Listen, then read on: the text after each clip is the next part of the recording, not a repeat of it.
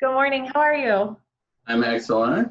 Fantastic. Thanks for taking the time to join us today. Great to be here. My name is Tiffany Esposito. I'm the president and CEO of the Bonita Springs Area Chamber of Commerce, and we are the Southwest Florida Alliance of Chambers. We represent chambers of commerce in Lee and Collier County, and we represent about 6,000 businesses and 300,000 residents. We're doing these candidate interviews, and we are recording, and we will be posting them on our websites and our social media pages. So thank you again. Before we get started, we're just going to go real quickly and introduce the people who are on this call, and then we'll get into our questions. Perfect. Awesome. John, Jackie, Jenna, Dave, you guys want to start? Sure. Good morning. Thanks for joining us today. My name is John Lyon. I'm the president and CEO of the San Miguel Captiva Chamber of Commerce. Good morning. Thank you for joining us. My name is Jackie Lezak. I'm the president, executive director of the Fort Myers Beach Chamber of Commerce. Nice meeting you. Hi, I'm Jenna Pizzacco Forster. I'm the Director of Government Relations at the Greater Naples Chamber. Perfect. Good morning. My name is David Miller. I'm with the Chamber of Southwest Florida. Good morning. Morning, sir. I'm Colleen Biswald, president of the Greater Fort Myers Chamber of Commerce. Nice to meet you. Good morning. My name is Donna Germain. I'm the president and CEO of the Chamber of Commerce of Cape Coral. Hi. And Chris and Michael? Please, Michael, go ahead. Michael Dalby, I'm the president and CEO of the Greater Naples Chamber of Commerce. Nice to meet you.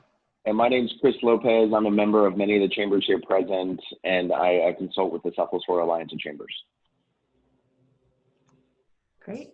So we have a handful of questions for you today. And the first one, just if you can tell us a little bit about yourself. Well, I was born in Portland, Oregon, and I moved to Florida 15 years ago for the sunshine, and been enjoying it ever since. I've lived in Naples about 5 years. And my interest since 2001 was promoting renewable energy. After 9/11, I started getting involved in that, and I've been involved with it ever since, promoting ideas. Back then, my thought was, why are we doing what we're doing? Why aren't we doing better?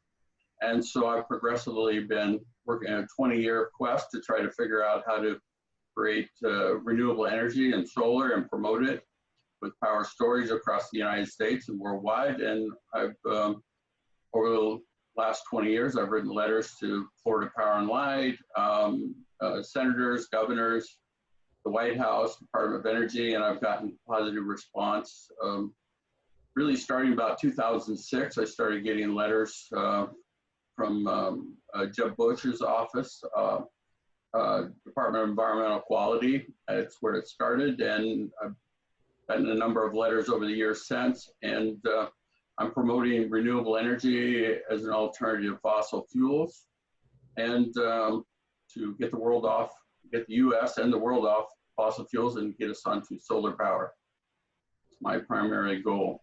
And so I'm progressively working on that. I'm currently building an off-grid solar house, small modular prototype that is super energy efficient, and it will produce twice as much power as it consumes, with the idea the extra power will be used to run electric cars.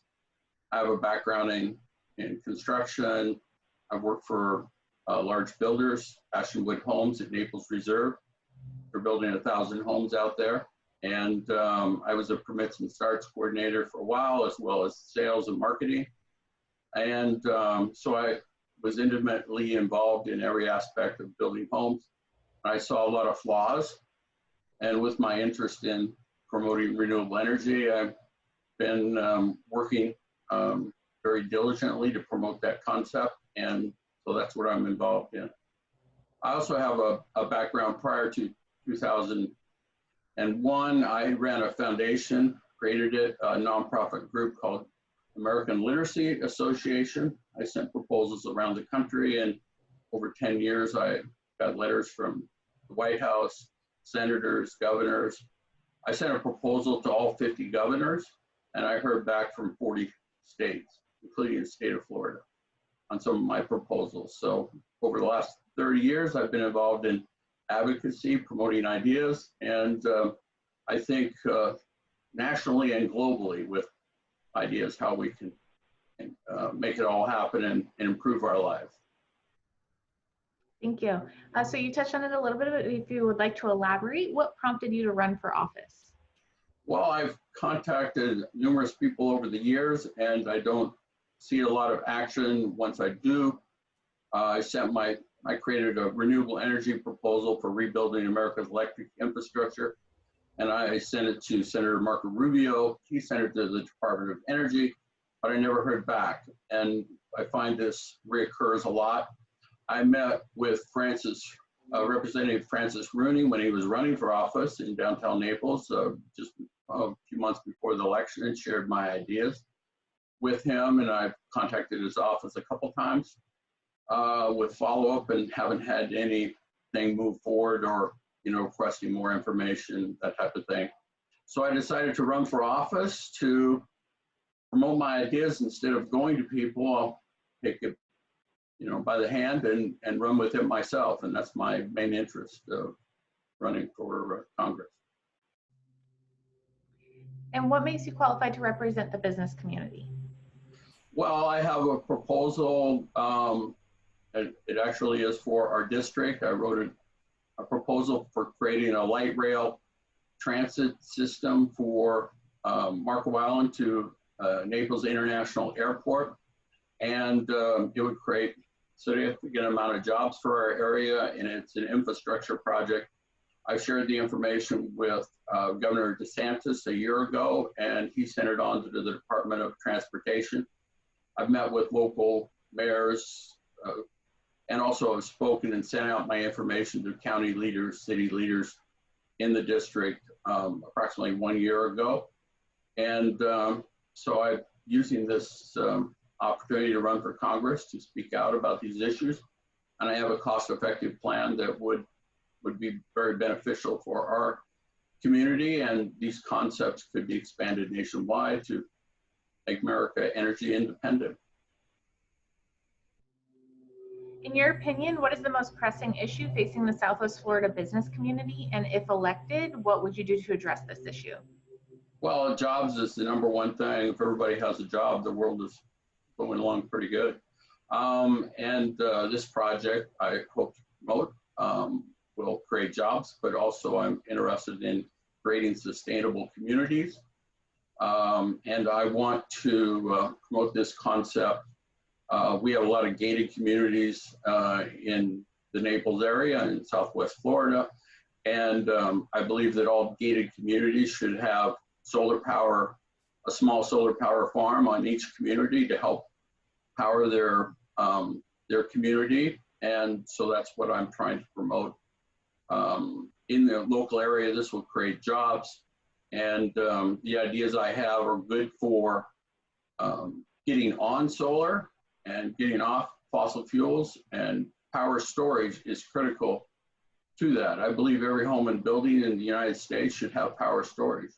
There's no reason not to have it. It's not unsightly. Tesla Motors makes a power wall that can be put in a garage about the size of a standard mattress, runs about $3,500.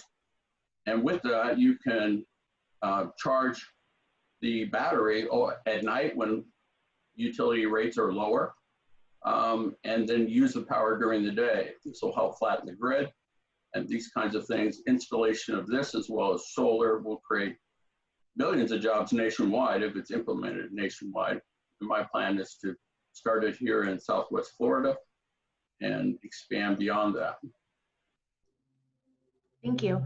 So as you know, Southwest Florida's economy is heavily dependent on leisure and hospitality. If elected, what would you do to encourage economic diversification in the region? Well, I think what we need, one thing here, everybody likes to ride bikes, and we don't have a great infrastructure for that. And that part of what I'm talking about doing with a light rail system that would be 50 miles long running from Marco Island to the Naples International Airport is that it would have a bike path running along either side of it. And we would build it, the idea is to build it on the unused railroad tracks that run through Bonita and Estero. I've talked with the owner of Seminole Gulf Railroad about potentially the state or cities purchasing it. So I'm actively reaching out, and this would help with jobs and create a better community. And it would be an alternative to the new road system the toll road that they're hoping to build from Orlando to Naples. I think this would be a much better way to spend dollars, much quicker for benefiting our city. I'm from Portland, Oregon, where it has one of the best transit systems in the country. They have, with their busing and their light rail, which runs north, south, east, and west throughout the city, they have 200,000 riders every day. And I think that the area of Southwest Florida could definitely benefit with this type of system. That would also include transit stations every mile, bike share, as well as potential car share at these 1 acre sites roughly every mile. I've talked with Tesla Motors about this, and they've shown some interest. Thank you.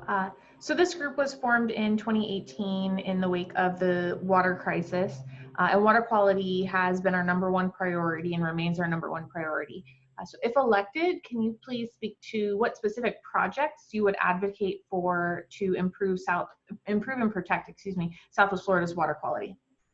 Well, one thing is, I think one thing is definitely is the road system that they've talked about building to the east, connecting Naples to Orlando, would not be a positive step in the right direction for water quality. I think all the proposals I have as far as solar and battery storage and new infrastructure for a light rail system and bike path, this would reduce pollution, and naturally it affects water quality. I think the U.S.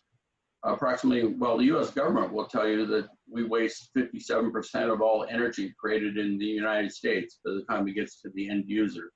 And we're very wasteful. If we were putting solar and battery power storage throughout the United States, it would significantly cut our energy consumption, if you cut your energy consumption, you reduce pollution. It goes hand in hand.